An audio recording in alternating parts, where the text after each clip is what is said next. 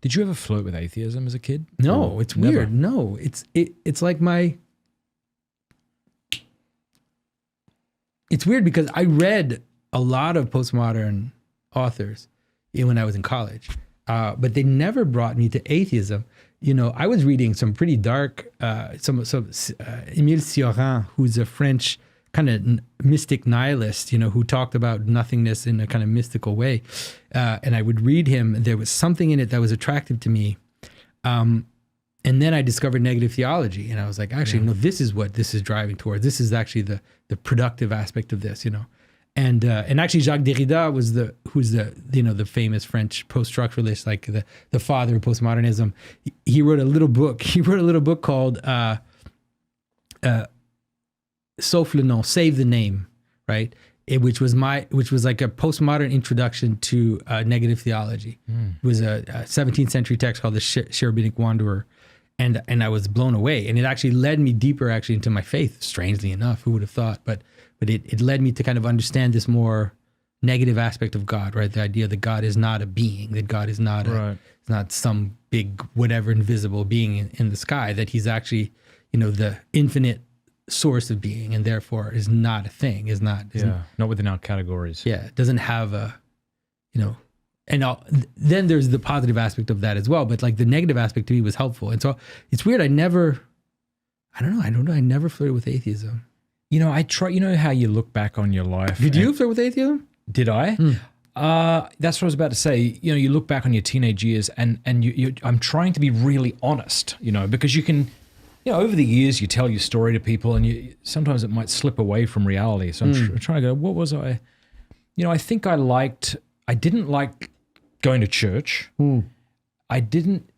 It seemed more likely that God didn't exist and that this Jesus thing was a fairy tale that parents told their kids to behave. That was a simple narrative that I could adopt. And I don't know, I know that there are, I think, atheists of goodwill, right? Who, you know, people will accuse them of not wanting there to be a God so they can live however they want to live. And I'm sure that's true, but I'm sure it's not true for certain people. And for me, I don't know. I think it probably was true. You know, I was getting into all sorts of things, and I liked the idea of the mystery of life that didn't have any kind of demand on me, which I think is what maybe led me to look into kind of New Age spirituality, Buddhism, because that didn't tell me not to have sex with my girlfriend, not to look at porn, and not to steal.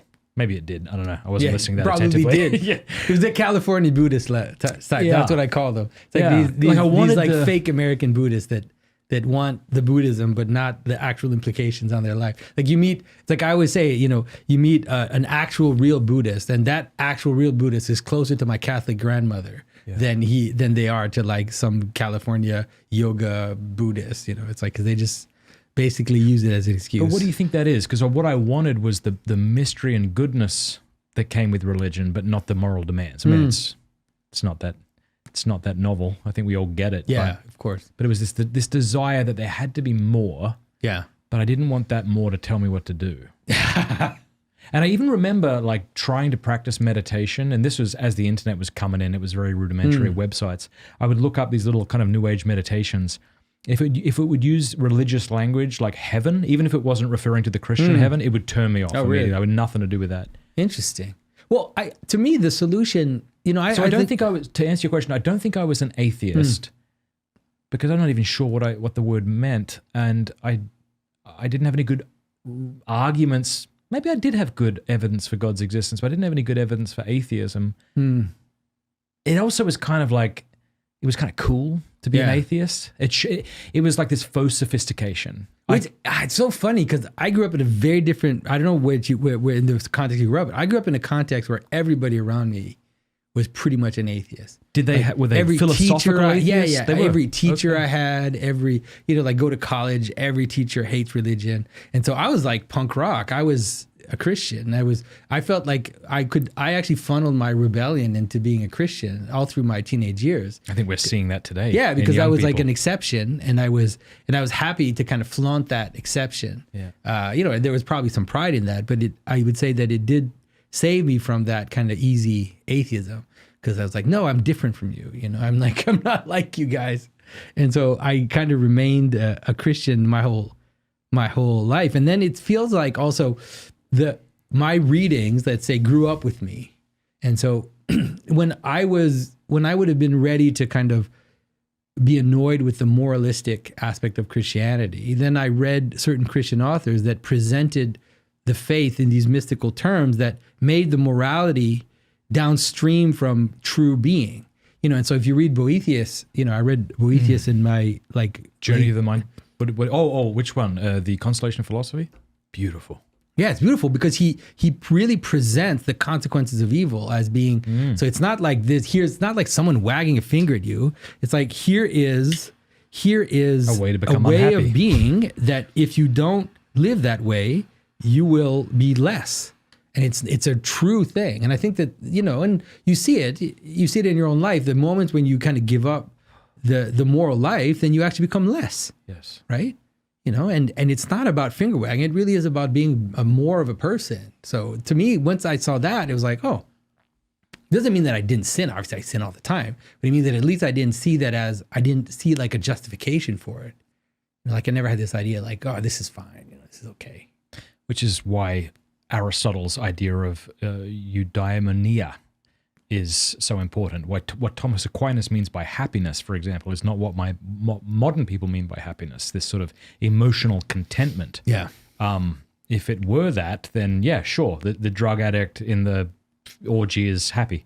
But no, according to Christianity, the Blessed Mother weeping at the foot of the cross is actually happier than the fella in the orgy. And that's why Boethius really, for me, it was a strong argument. He basically says, all the other pleasures, they're all external to you, and if you take them away, then you're miserable. So what is that? Like, what is that if you depend on these external things, that if you take it away, then all of a sudden you feel like you're completely lost. So then that's not real. What is real is something that has to be within you, or else it's actually you're a slave to something, whatever it is. So as soon as I kind of understood that, I was like, okay, yeah, this seems pretty, difficult to attack, let's say, as a vision. Did you ever read Pascal?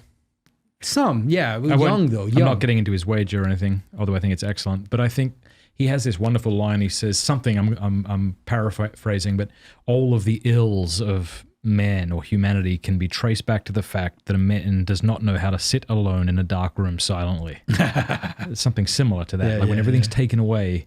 Yeah, when you stay alone with yourself. Yeah, exactly.